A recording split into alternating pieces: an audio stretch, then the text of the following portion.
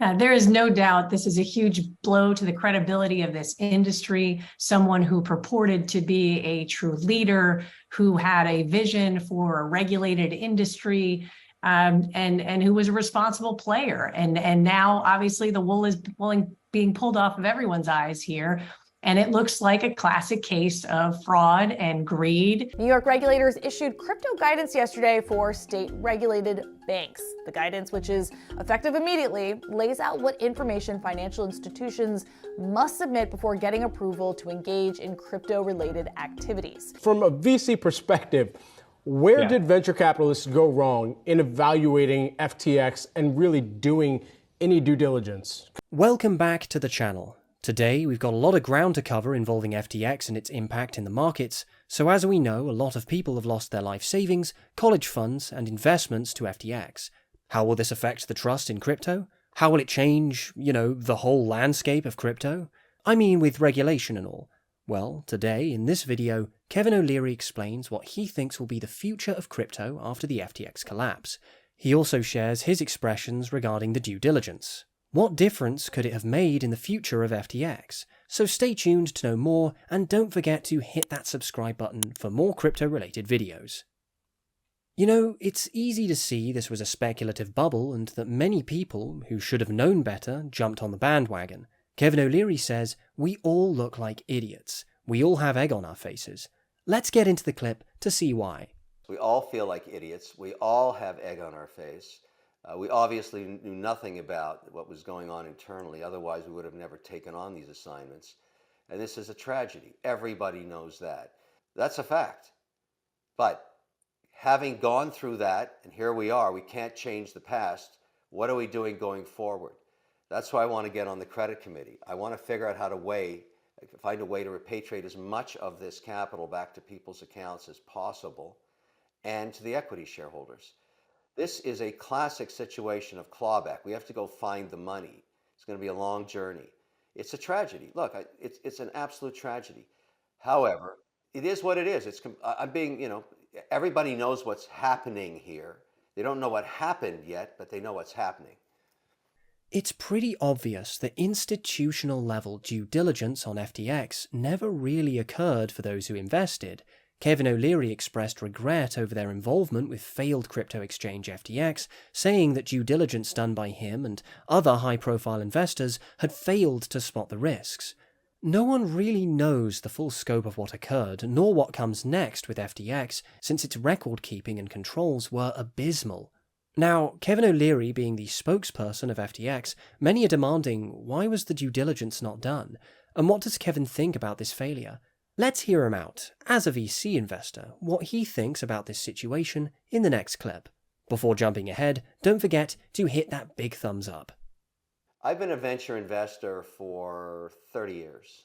Since 1954, the stats on venture investing are basically stayed the same, regardless of technology or regardless of the decade. You make about 10 investments, 8 of them are going to fail, and 2 of them are unicorns, and pay for all of the grief and misery of the ones you failed on. You ask, why did people invest in FTX? It looked like a unicorn. No amount of due diligence on the 8 losing companies in venture investing is going to stop them from failing. Doesn't matter. You have no idea when the journey starts what's going to happen. You do know, though, the stats tell you 8 out of 10 times it's going to fail. That's how it was in the 1950s. That's how it is today. So venture investing is risky. This was a venture investment. It's risky. People are mad. People are angry. Even senators and congressmen. This is a catastrophic failure of the FTX company. There's no denying that. It's caused a lot of pain and misery. We are past that now. It's time to go find out on a forensic basis what happened. I don't know where that journey is going to take us. I think there'll be more twists and turns in the road, more surprises like the $2.1 billion transaction. I had no idea about that. I think we'll find out lots more. Many got caught up in cryptomania, and according to Kevin, no amount of due diligence can avoid companies from failing. He strongly expresses that venture investing is risky, and FTX was a venture investment, so it was bound to be risky from the first day. But such a big failure is surely going to hit the crypto market with a big blow. We've already seen that with the Bitcoin price dropping to a 2-year low and bankruptcy of other associated firms. To conclude, we still don't know exactly the precise impact that the collapse of FTX and other firms like it will have on the economy, but there's bound to be one. Going ahead, Kevin has expressed hopes that FTX's collapse would draw attention towards implementing regulation. This does not take away from the promise of crypto. I bought more Bitcoin when it was under 17,000 recently. I'm going to continue to build my portfolio. This doesn't change anything. It will change the regulatory environment dramatically. If it's true, and I say if it's true, that Sam Bankman-Fried bought back his shares from CZ because he couldn't get a license, that tells you the regulatory environment is getting much tighter. So I speculate that in any jurisdiction, what's going to happen, and we discussed this on the Hill yesterday, if you think about what the prizes are for jurisdictions, New York, no question about it, that's the top prize. To be regulated with a broker-dealer attached to an exchange would be the top prize. Number 2 would be London. Number 3 would be Abu Dhabi. Number 4 would be Singapore. Now, those regulators and others, obviously, you could think maybe Brussels and the Eurozone, they're going to start talking to each other.